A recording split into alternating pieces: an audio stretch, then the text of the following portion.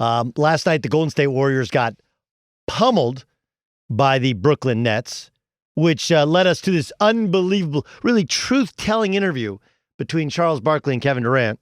There was talk about you coming back for the playoffs last year, so you really just been working on your game, trying to get back your timing and conditioning, really, to be honest, correct? Yeah. In fairness to KD, there wasn't really a question asked, right?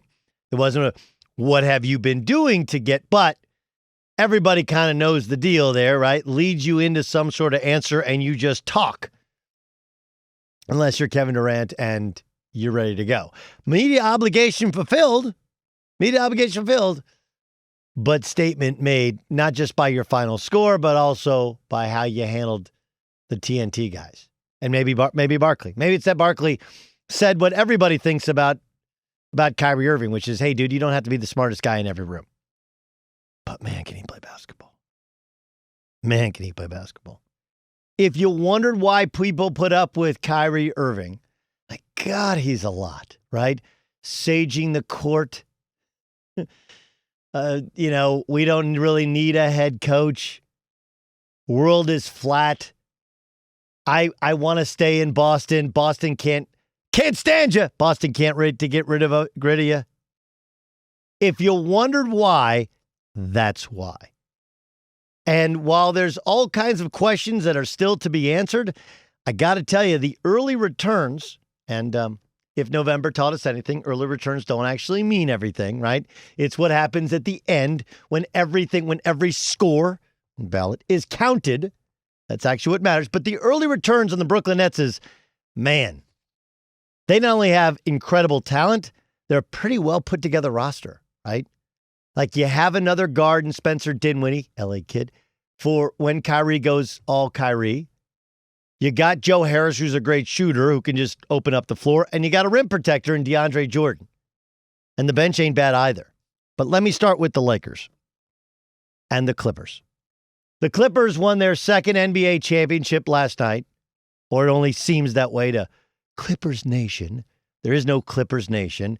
Even a Clipper fan will tell you there ain't no Clippers Nation. That the Clippers pulling the Clippers last year in the playoffs was pretty much par for the course. That said, what we have a tendency to do, not a tendency, we just do, is we're result-oriented people. And because the result is the Lakers won their 17th NBA title last year, because LeBron was the finals MVP, and because the Lakers roster on paper got better, they're not only the best team in the NBA, they got better than last year. Things we failed to mention. They didn't play the Clippers. They didn't play the Bucks. And they probably weren't the best team in terms of collection of talent, but they were the best team in terms of cohesion. We don't know if that's what happens with this roster. We don't know how Dennis Schroeder reacts to a big playoff run. We don't know if Kyle Kuzma gets better or gets worse. Looked better last night offensively, but we don't know how much he will play. There's a lot we don't know. But did anybody else notice that while the Clippers may have won their NBA championship, they looked better, right?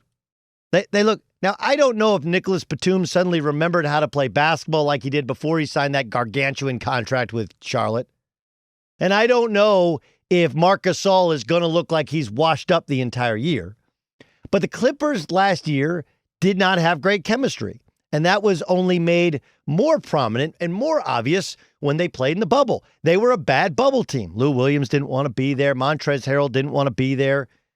There was infighting over Paul George and his role, and Paul George didn't like the way he was used. And so they moved Doc out. They moved, you move a head coach who has an NBA championship to his name, one seed over in Ty Lue. You change offenses, which focuses more on the strength of Paul George. You add in a 3-and-D wing. You add in a rim protector in Serge Ibaka, something they did not have.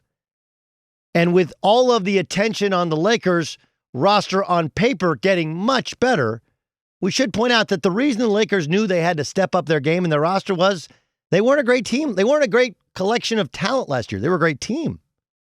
They won because they stayed together, because of the leadership of LeBron, because of their defense, not because of their offense. And they know that the league is going to get better.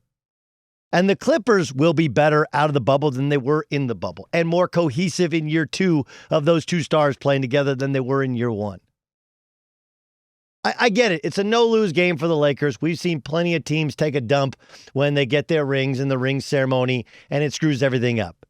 And it's a little bit awkward to recognize basically half the roster isn't there anymore.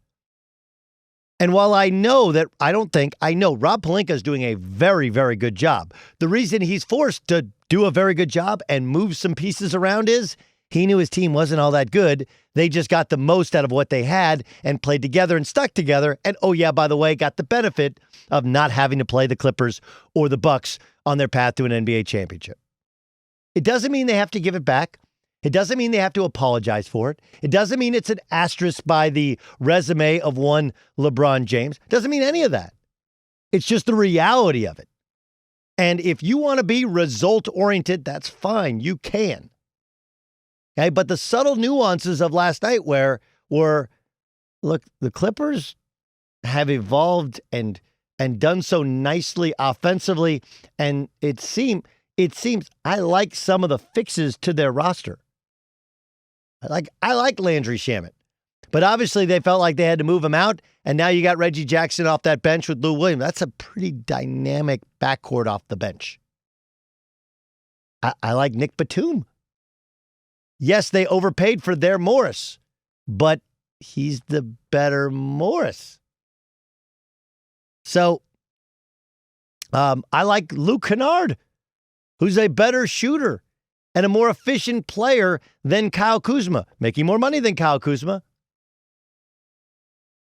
It's like, I understand that you're allowed to sit there as a Laker fan and go, ha, doesn't matter. Talk to me in the playoffs, Clippers. That's fair. And until something happens to change that perspective, that is a valid perspective. But I'm warning you, Laker guy and Clipper denier, that roster's better. That coach is a better fit. The Lakers had to fix some things, and fixing some things is a little bit like every time you have surgery, right? Every time you have surgery, every time you go inside somebody's body, something can go wrong. Every time you go to the bullpen, somebody can come out and perform worse than expectations. The Marc Gasol thing, I'm not sure there, kids. On paper, awesome. In reality, a shell of himself defensively, and maybe he plays his way into shape, but he wasn't the one who 72 days ago was playing in the bubble. No, his season's been over for a long time. So I'm cautiously optimistic about the Clippers. I am more than cautiously optimistic about the Nets. I am selling any Warrior stock. And while the Lakers lineup and roster on paper is definably better than it was last year, they didn't win last year because of their roster. And they got some breaks that went their way. And the more times you go in to try and fix some things, sometimes you screw some things up.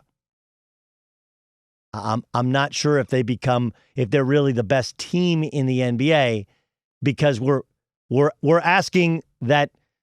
Well, Dennis Schroeder scores this many points there. How many will he score when he's the third option over here? I don't know if it works. Marc Gasol was a great defensive player. Was. 35 years old, big guy, doesn't age like LeBron. And the rest of the league has seemingly gotten better.